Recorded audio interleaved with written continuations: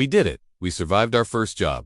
Take that, world. This is my story. You know that feeling when you've been studying for years and years and you've finally graduated? Like, congratulations. You got a job.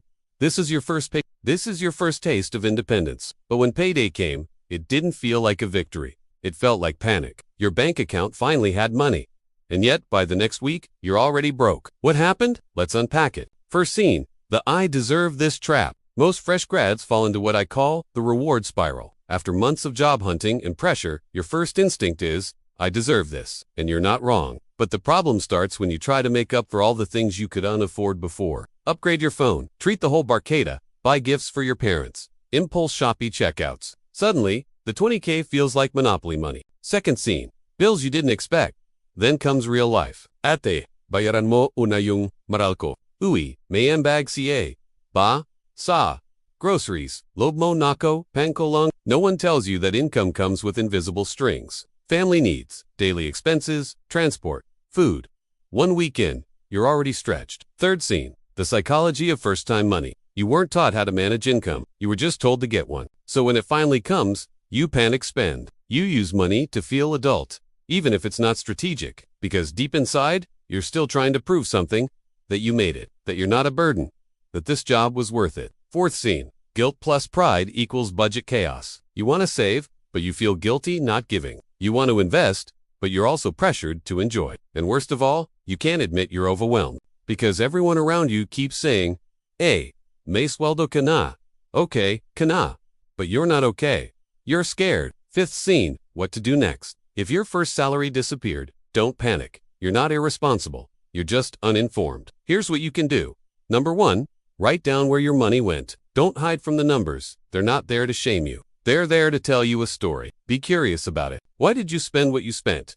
Was it really necessary? Could you have gotten it cheaper somewhere else? By getting curious about your spending, you're taking back control of your finances. Some of these purchases might have been impulsive or emotional, but by acknowledging them, you're already taking the first step towards making better financial decisions in the future. Number 2, acknowledge the emotional triggers.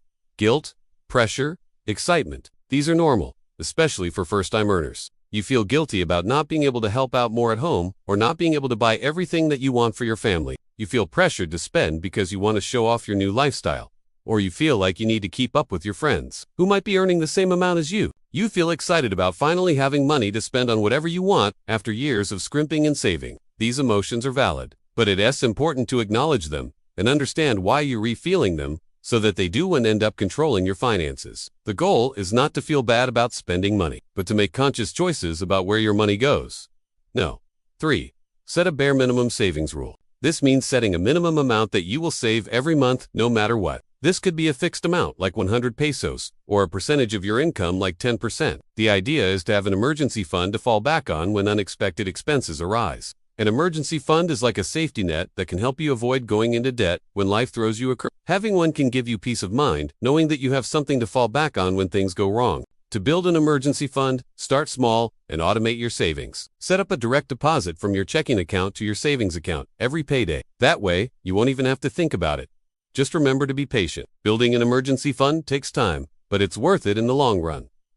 Start tracking spending with intention. Not shame. Shame doesn't work. Guilt doesn't work. It's not going to help you save more. In fact, it'll probably make you feel worse about your spending and make it less likely that you will stick to your goals. Instead, start tracking your spending with intention. Ask yourself why you're spending your money the way you are. Is it because you genuinely enjoy it? Is it because you feel like you need it? Or is it because you're just bored? By understanding your spending habits, you can start to change them. For example, if you find that you're spending too much money on takeout, ask yourself why.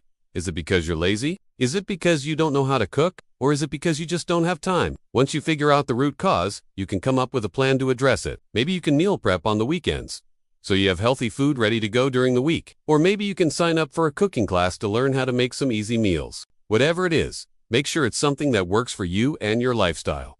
And number 5, reparent yourself. When you entered the workforce, no one taught you how to handle your first salary. No one talked to you about managing your finances or saving for retirement. You were just thrown into the deep end and told to figure it out. You may have thought that getting a job was the end goal, but it's really just the beginning of a much bigger journey. It's the journey of learning how to take care of yourself, both practically and emotionally. Now that you're earning, you need to take care of yourself like an adult. Pay your bills on time, save for retirement, and most importantly, invest in yourself. Invest in your education. Invest in your career. Invest in your hobbies. By investing in yourself, you're setting yourself up for success in the long run. It's not always easy, but it's definitely worth it. Remember, you're not alone in this. There are so many other people who are going through the same thing as you. So reach out to your friends, your family, your colleagues. We made a first job survival kit for Filipino fresh grads. It includes money templates, guilt handling tips, and mental resets for pressure. Ending. First Sweldo isn't just income. It's the beginning of reparenting yourself financially. No judgment, just growth. You know that feeling when you've been hustling for years and years and you've finally landed that dream job? Congratulations. It's your ticket to a brighter future, a chance to show the world what you've got. But let's face it, the real world can be a bit of a letdown. Those fancy office buildings can feel more like a maze than a workplace. And those corporate meetings, well, let's just say they're not always a thrill. Suddenly, you're knee-deep in paperwork, deadlines, and office politics. The dream job doesn't seem so dreamy anymore. But hey, it's okay to feel a little lost. You're not alone. Even the most successful people out there started somewhere. They stumbled, they learned, they picked themselves up and dusted themselves off. Remember, it's not about how hard you fall, it's about how you get back up. So chin up, buttercup, you're gonna crush it. If you enjoyed this video, you'll love the next one. Click here to watch.